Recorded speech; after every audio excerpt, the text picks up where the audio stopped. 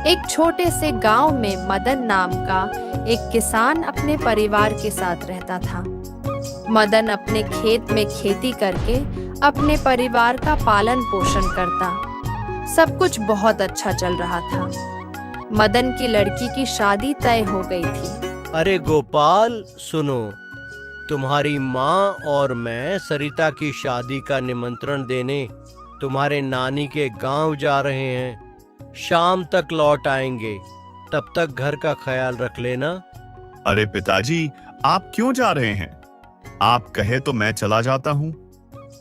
नहीं नहीं, हमारे घर की पहली शादी है। तुम अकेले जाओगे तो अच्छा नहीं लगेगा। हम दोनों जाकर शादी का निमंत्रण देकर आते हैं। ठीक है पिताजी, आपको जैसा ठीक लगे। ऐसे ही सुबह से शाम हो जाती है और अंधेरा हो जाता है। दोनों भाई बहन अपने माँ बाप के आने की राह देख रहे होते हैं। तभी वहाँ एक आदमी आकर बोलता है, अरे गोपाल, गजब हो गया।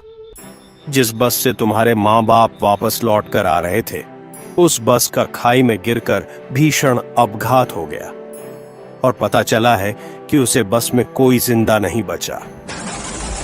इतना सुनते ही सरिता और गोपाल के पैर के नीचे से जैसे जमीन ही निकल जाती है और दोनों फूट फूट कर रोने लगते हैं। अंतिम संस्कार किया जाता है। 2-4 दिन बीत जाते हैं। फिर गोपाल का चाचा बोलता है, अरे बेटा, अब तुमको संभालना पड़ेगा।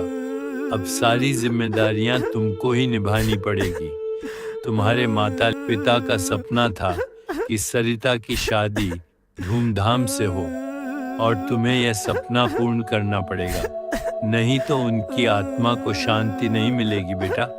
और तुम चिंता मत करो, तुम अकेले नहीं हो, मैं तुम्हारे साथ हूँ। हम दोनों मिलकर धूमधाम से सरिता की शादी करेंगे। हम यह शादी टूटने नहीं देंगे।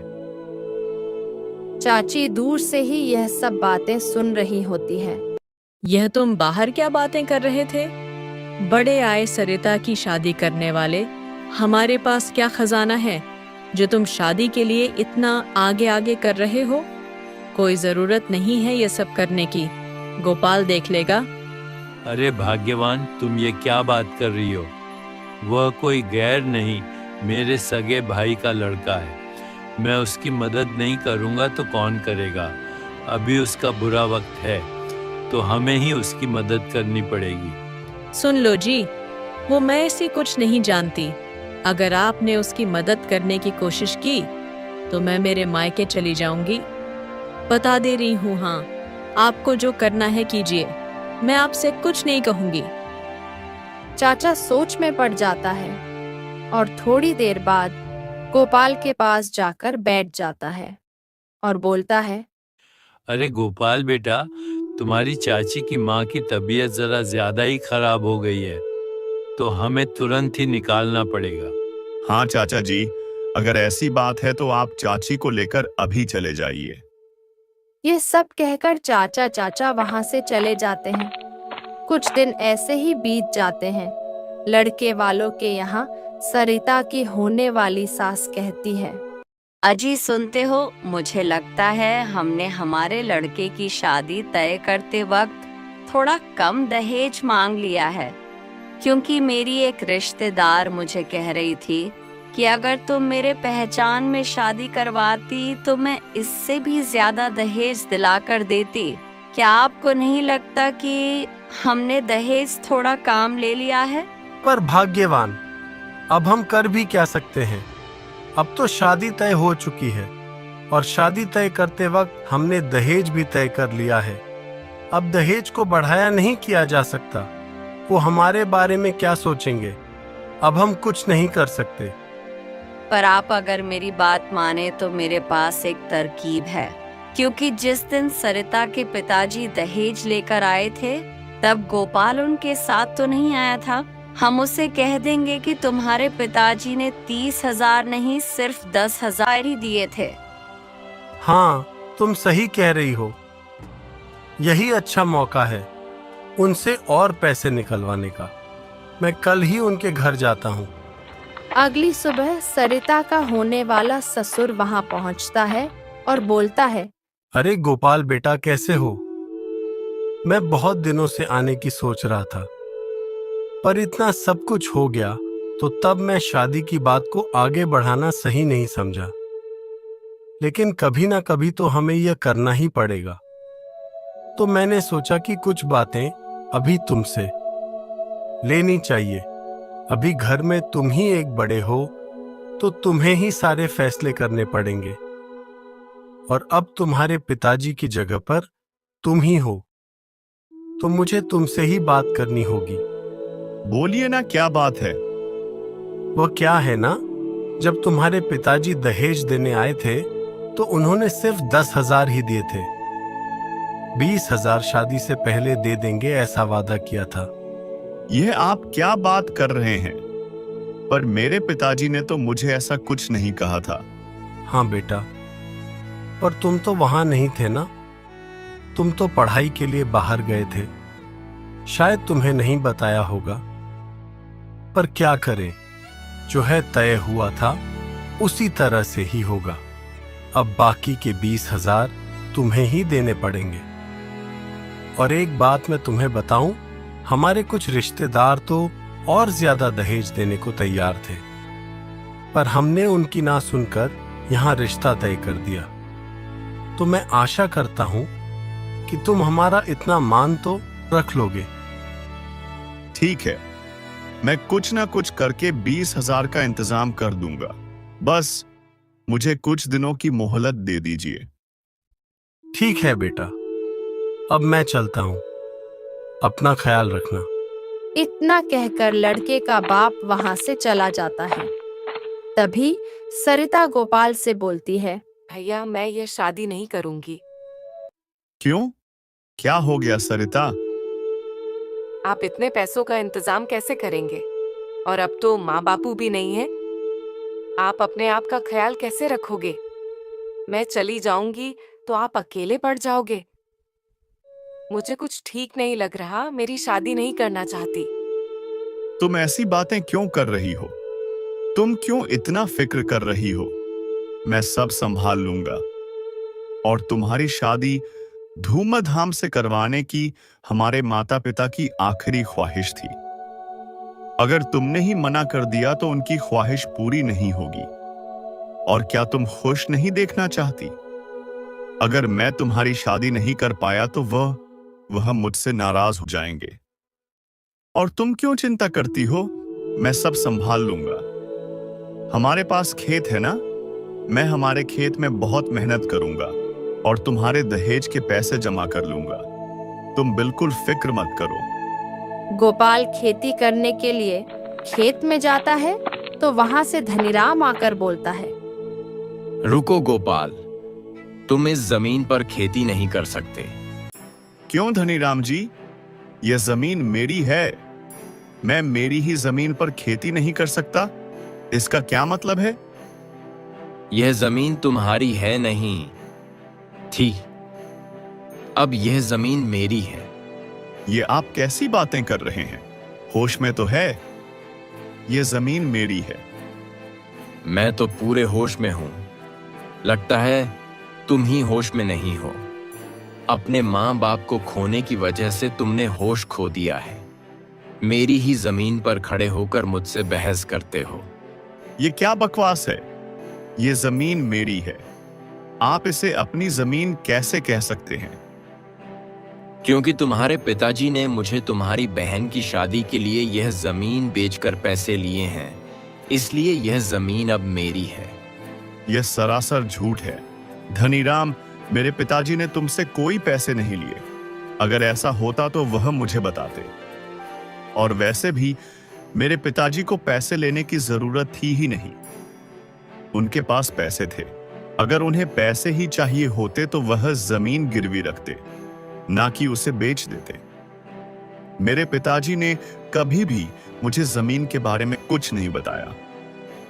अगर ऐसा सचमुच हुआ होता तो वह मुझे बताते। तुम झूठ बोल रहे हो। ये सब नाटक मेरे सामने मत करो। यह जो तेरे लिए जमीन आई थी, जमीन अब मेरी है और इस पर तुम्हारा कोई अधिकार नहीं है। निकलो यहां से। धनीराम, यह तुम ठीक नहीं कर रहे। मेरे माँ बाप के गुजरने का फायदा उठा रहे हो। तुम्हारे पास क्या सबूत है कि यह जमीन तुम्हारी है और मेरे पिताजी ने तुमसे पैसे लिए थे? मेरे पास सबूत है। यह जमीन मेरे नाम पर है। इसके कागजात भी मेरे पास है। उस पर साफ साफ लिखा है कि यह जमीन अब मेरी है। मैं ही इस जगह का मालिक हूं। अब निकलो यहां से। यह सरासर झूठ है, गलत है। धनीराम, मैं तुम्हें छोड़ूंगा नहीं। मैं पंचायत में जाऊंगा। अरे जाओ जाओ, जिसके पास जाना है। अब जमीन मेरी है और मेरी ही रहेगी। तुम कुछ भी कर लो, ये जमीन मैं तुम्हें वापस नहीं दूंगा। इसके बदले मैं तुम्हारे पिताजी को पैसे दे चुका हूं। गोपाल गुस्से से घर जाता है। बहन पूछती है, क्या हुआ भैया, आप जल्दी आ गए और बहुत गुस्से में भी लग रहे हो। कोई बात हुई है क्या? सरिता, हमारे माँ बाप के गुजरने का लोग फायदा उठा रहे हैं। वह सेठ धनीराम हमारी जमीन को अपनी जमीन बोल रहा है, जबकि पिताजी ने उसे कोई जमीन नहीं बेची है। फिर भी कहता है कि पिताजी ने उससे जमीन बेचकर पैसे लिए हैं। अगर ऐसा ही होता तो पिताजी हमें इस बारे में बताते। यह सारा सब झूठ है। मैं इस बात को मान ही नहीं सकता कि पिताजी जमीन बेच सकते हैं। अरे वह जमीन कितनी पुरानी है और कितनी उपजाऊ है। पिताजी उसे जमीन को कभी बेच ही नहीं सकते। वही तो हमारे जीने का सहारा है। भैया, अब हम क्या करेंगे? वो जमीन वापस कैसे लेंगे? सरिता, उस जमीन के कागजात हमारे पास होंगे ना। जाओ, जाकर तुम देखो और मुझे दे दो। मैं अभी सरपंच जी के पास जाता हूं।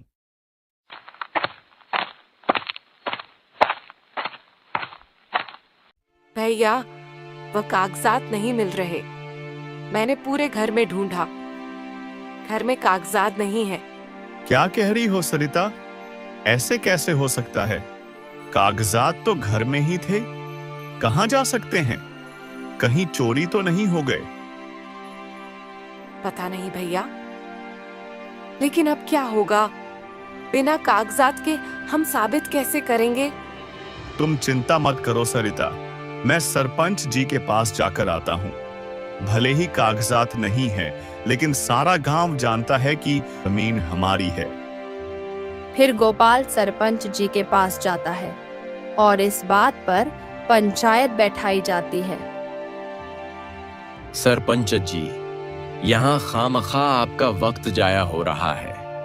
वह जमीन अब गोपाल की नहीं, मेरी है। गोपाल के पिताजी ने मुझे वह जमीन बेच दी थी। उसके पास उसकी बेटी के शादी के लिए पैसे नहीं थे। उसने जमीन बेचकर मुझे पैसे लिए हैं। ये झूठ है सरपंच जी। पिताजी ने इससे कोई पैसे नहीं लिए। ये बहुत बड़ा झूठा है। ये मेरे माँ बाप के गुजरने का फायदा उठा रहा है। हम बिना सबूत के कोई फैसला नहीं लेंगे। तुम दोनों अपने अपने पक्ष में सबूत पेश करो, उसके बाद ही फैसला सुनाया जाएगा। सरपंच जी, मेरे पास सबूत है। मेरे पास जमीन के कागजात है जो गोपाल के पिताजी ने मेरे नाम किए हैं। इसमें तो साफ साफ लिखा है कि तुम्हारे पिताजी ने धनीराम को यह जमीन बेच दी है। गोपाल, ये नहीं हो सकता सरपंच जी, ये झूठ है। आप मेरा विश्वास कीजिए, मेरे पिताजी ने कोई जमीन नहीं बेची। इसे क्या पता? सरपंच जी, ये तो तब यहाँ पर था भी नहीं। इसके पिताजी ने इसको नहीं बताया। इसमें मैं क्या करूं? जमीन तो अब मेरी ही है। गोपाल, तुम्हारे पास इस बात का कोई सबूत है कि जमीन धनीराम की नहीं तुम्हारी है? तुम्हारे पास जमीन के कागजात है तो लेकर आओ। नहीं सरपंच जी, मेरे पास जमीन के कागजात नहीं है। पता नहीं, मुझे लगता है वह कागजात चोरी हो गए। देखा सरपंच जी आपने, ये कितना झूठा है, झूठ पर झूठ बोले जा रहा है। इसके पास कोई सबूत नहीं है, इसलिए बहाने बना रहा है कि कागजात चोरी हो चुके हैं। कागजात है ही नहीं तो कहां से मिलेंगे? इसकी बात का भरोसा मत कीजिए और अपना फैसला सुनाइए। सबूत के आधार पर हम यह फैसला सुनाते हैं कि यह जमीन अब धनीराम की हो चुकी है, क्योंकि धनीराम के पास सबूत है और सीधी सो जमीन के कागजात भी हैं। उसमें साफ साफ लिखा है कि गोपाल के पिताजी ने धनीराम से पैसे लेकर उसे जमीन बेची है। अब गोपाल का इस जमीन पर कोई अधिकार नहीं है। यह सुन गोपाल को बहुत बड़ा धक्का लगता है और धनीराम बहुत खुश हो जाता है। घर जाकर धनीराम सोचता है, ये हुई ना बात, मानना पड़ेगा मेरे दिमाग को। देखा रेखा, कितनी आसानी से मैंने गोपाल की जमीन हड़प कर ली। उसके बाप ने जमीन बेचना तो दूर, कभी मुझसे 1 रुपया भी नहीं लिया था। अपने आप को बहुत बड़ा स्वाभिमानी जो समझता था, उसकी जमीन पर मेरी कब से नजर थी। मैंने उससे बहुत बार बड़ी बड़ी रकम देनी चाहिए, लेकिन उसने जमीन बेचने से साफ साफ मना कर दिया। कुछ भी बोलो, उसकी जमीन बहुत उपजाऊ है। मुझे यह जमीन किसी भी हालत में चाहिए थी। वाह ऊपर वाले, तेरा खेल ही निराला है। तूने तो मुझे बिना पैसे के ही जमीन दिलवा दी। अच्छा हुआ जो दोनों मर गए। अगर वह दोनों ना मरते तो मुझे यह जमीन नहीं मिल पाती, और मैंने बड़े ही चालाकी से उसके घर से वह कागजात चोरी करा लिए। बेचारा गोपाल, उसे एक सबूत भी नहीं मिल पाया। और तो और मैं पटवारी को पैसे खिलाकर जमीन अपने नाम पर करवा ली। इसे कहते हैं दिमाग। अब वह गोपाल कुछ भी कर ले, मुझसे जमीन नहीं ले सकता। अब जमीन मेरी हो चुकी है। मेरा बहुत पुराना सपना अब पूरा हुआ है। आज मैं बहुत खुश हूं। भैया, अब हम क्या करेंगे? हमारे पास तो कमाई का वही एक जरिया था। अब हम हमारा गुजारा कैसे करेंगे? उस धनीराम ने बड़े ही चालाकी से हमारी जमीन हड़प कर ली। तुम चिंता मत करो सरिता, मैं कुछ ना कुछ जरूर करूंगा। कुछ दिन ऐसे ही गुजर जाते हैं। एक दिन धनीराम के एक कारखाने में आग लग जाती है और उसका बहुत बड़ा नुकसान हो जाता है। हे भगवान, अब मैं क्या करूंगा? मेरा तो बहुत बड़ा नुकसान हो गया। इस कारखाने के लिए तो मैं बहुत बड़ी बड़ी रकम बड़े बड़े व्यापारियों से उधार ले रखी थी। उन्हें पैसे कहां से लौटाऊंगा? तभी उसके घर एक सेठ आता है और बोलता है, धनीराम, तुमने अब तक मेरे पैसे नहीं लौटाए। मैं पैसे लेने आया हूं। मेरे पैसे मुझे वापस चाहिए। अरे अमर सिंह, तुम्हें तो पता है मेरा अभी अभी कितना बड़ा नुकसान हुआ है। मैं जानता हूं तुम्हारे पैसे देने हैं, लेकिन अभी मेरे पास पैसे नहीं है। वक्त देखकर तो पैसे मांगो। मेरे ऊपर बहुत बुरा वक्त आया है। मैं इस समय पैसे नहीं दे सकता। वह मैं कुछ नहीं जानता धनीराम, मुझे मेरे पैसे अभी चाहिए। तुम्हारे कारखाने में आग लगी है, मैं जानता हूं, लेकिन इसमें मैं क्या करूं? मेरी बात तो सुनो अमर सिंह, मुझे कुछ दिनों की मोहलत दो। मैं तुम्हारे पैसे जल्दी लौटा दूंगा। मैं कुछ नहीं जानता, मुझे मेरे पैसे चाहिए और मैं तुम पर भरोसा भी नहीं कर सकता। क्या पता तुम कल को पैसे देने से इनकार ही कर दो, इसलिए तुम्हें मेरे पास कुछ ना कुछ रखना पड़ेगा। तो ही मैं कुछ देर इंतजार करने के लिए तैयार हूं। अब क्या करूं? मुझे कुछ ना कुछ तो इसके पास गिर भी रखना ही पड़ेगा, नहीं तो ऐसे नहीं मानने वाला। एक काम करता हूं, मैंने जो भोपाल की जमीन हड़प की है उसके ही कागजात दे देता हूं और वहीं जमीन गिरवी रख देता हूं। इससे मुझे ज्यादा फर्क नहीं पड़ेगा। मैं अपने जमीन इसके पास नहीं रख सकता। अच्छा ठीक है, मैं मेरी जमीन तुम्हारे पास गिर भी रखता हूं। मैं मेरे जमीन के कागजात लाकर तुम्हें दे देता हूं। तब तो तुम कुछ दिनों तक इंतजार कर लोगे ना? फिर ठीक है, जल्दी से मुझे तुम्हारे जमीन के कागजात दे दो। और जल्द से जल्द मेरे पैसे लौटा देना। फिर धनीराम अपनी जमीन के कागजात और अमर सिंह को दे देता है और वह वहां से चला जाता है। कुछ दिन ऐसे ही बीत जाते हैं। एक दिन सेठ धनीराम के मजदूर खेत में काम करने के लिए जाते हैं। वही अमर सिंह आकर बोलता है, ए रुको, तुम यहाँ काम नहीं कर सकते। क्यों? क्या हुआ सेठ जी? हम यहाँ पर काम क्यों नहीं कर सकते? क्योंकि यह जमीन अब तुम्हारे सेठ धनीराम की नहीं, मेरी है। उसने मुझे यह जमीन बेच दी है। अब यह जमीन मेरी हुई। इस पर धनीराम का कोई अधिकार नहीं। तो तुम किस हक से यहाँ काम करने के लिए आए हो? निकलो यहाँ से। ये आप क्या बोल रहे हो सेठ जी? हमारे सेठ जी ने तो हमसे ऐसा कुछ नहीं कहा। इस जमीन का सौदा कब हो गया? वह मैं तुम्हें बताना जरूरी नहीं समझता। अपने सेठ जी से जाकर पूछो और निकलो यहाँ से। और आइंदा मेरी जमीन पर पैर रखने की हिम्मत नहीं करना। सेठ धनीराम के पास एक मजदूर आकर सारी सच्चाई बताता है। धनीराम यह सुन आग बबूला हो जाता है। उसे अमर सिंह की इतनी हिम्मत। मैंने उसके पास जमीन गिरवी रखी थी और कुछ दिनों की मोहलत मांगी थी। बदले में उसने तो मेरी जमीन ही हड़प कर ली। मैं भी देखता हूं वह मेरी जमीन कैसे लेता है।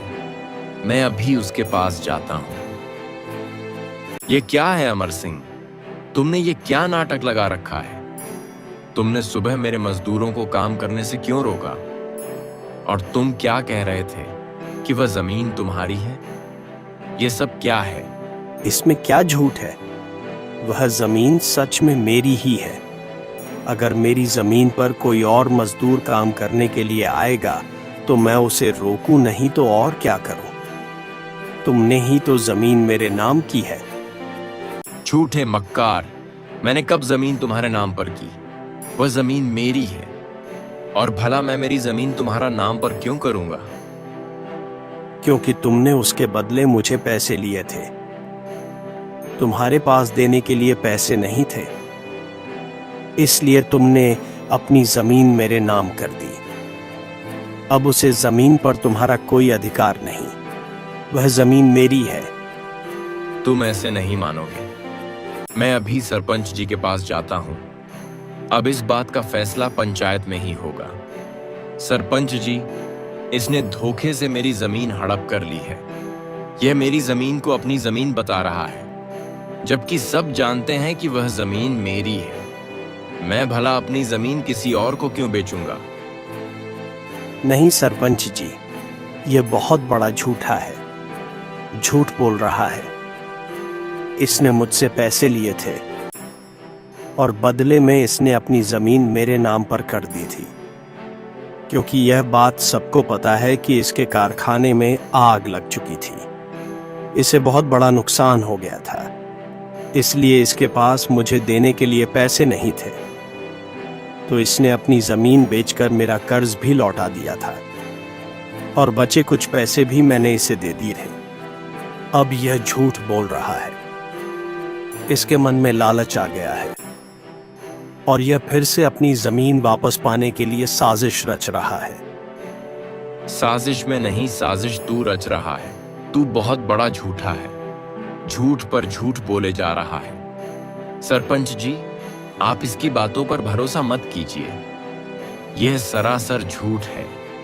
यह जमीन मेरी है और मैं अपनी जमीन नहीं बेची है। देखो भाई, हम बातों पर नहीं सबूत पर यकीन करेंगे।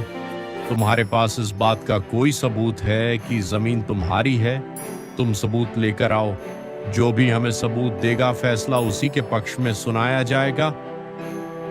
ठीक है सरपंच जी, मैं अभी अपने घर जाकर कागजात लेकर आता हूं। तभी दूध का दूध और पानी का पानी हो जाएगा।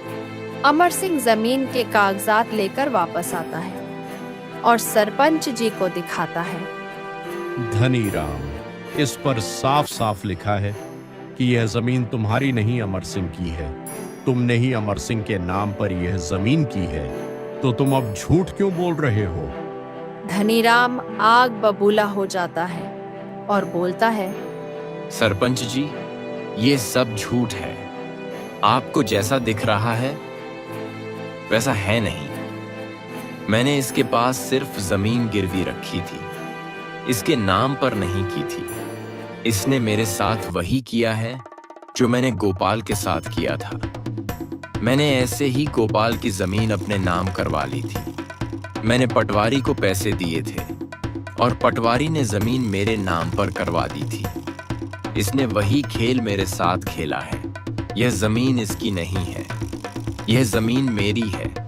इसने भी पटवारी को पैसे देकर यह जमीन अपने नाम की है। यह दस्तावेज नकली है। वहां खड़े सारे लोग दंग रह जाते हैं। धनीराम को होश नहीं रहता कि उसने क्या बोल दिया है। यह क्या है धनीराम? इसका मतलब तुमने गोपाल की जमीन धोखे से हड़प की है। उसके पिताजी ने वो जमीन तुम्हारा नाम पर नहीं की थी। जवाब दो धनीराम, तुमने पंचायत को गुमराह किया है। अब बोलते क्यों नहीं? धनीराम मन ही मन सोचता है, अब मैं क्या करूं, क्या बोलूं? मैं तो बुरी तरह से फंस चुका हूं। यह मैंने क्या बोल दिया? इतनी बड़ी भूल मुझे कैसे हो गई? मैं खुद ही अपने गुनाह कबूल कर लिया। यह कुछ बोलने लायक होगा तो ही बोलेगा ना सरपंच जी। इसने खुद के मुंह से ही कबूल कर लिया है कि इसने गोपाल को कैसे फंसाया है। इसने धोखे से गोपाल की जमीन हड़प की है। इसे लगा गोपाल के माँ बाप तो गुजर चुके हैं, किसी को कुछ पता नहीं चलेगा, और उसने इसी बात का फायदा उठाकर गोपाल से उसकी जमीन छीन ली, जबकि गोपाल के पिताजी ने इससे कभी 1 रुपया भी कर्ज नहीं लिया था। गोपाल के पिताजी मेरे बहुत अच्छे दोस्त हैं। एक दिन गोपाल ही मेरे पास आया था। उसने मुझे यह सारी बातें बताई। तब मैंने ठान लिया था कि मैं इस धनीराम को सबक सिखा कर रहूंगा। जो धनीराम ने गोपाल के साथ किया वही मैं धनीराम के साथ किया। अब धनीराम को समझ में आ गया होगा कि बुराई पर हमेशा सच्चाई की ही जीत होती है। बुराई आज तक न जीत पाई है और न जीतेगी। सच्चाई को भले ही समय लग जाए, लेकिन जीत सच्चाई की ही होती है। जो जैसा करता है उसे वैसा ही भरना पड़ता है। तुम बिल्कुल ठीक कह रहे हो अमर सिंह। तुम्हें शर्म आनी चाहिए धनीराम। तुम ऐसा कैसे कर सकते हो? तुम गोपाल के पिताजी के गुजरने का फायदा उठा रहे थे। धनीराम, अभी के अभी सारे जमीन के कागजात गोपाल को वापस करो। और इतना ही नहीं, तुम्हें गोपाल को इतने दिनों तक जमीन न होने की वजह से उसका जो नुकसान हुआ है, उसके नुकसान की भरपाई भी तुम्हें ही देनी पड़ेगी। धनीराम का सर शर्म से झुक जाता है। मुझे माफ कर दीजिए सरपंच जी।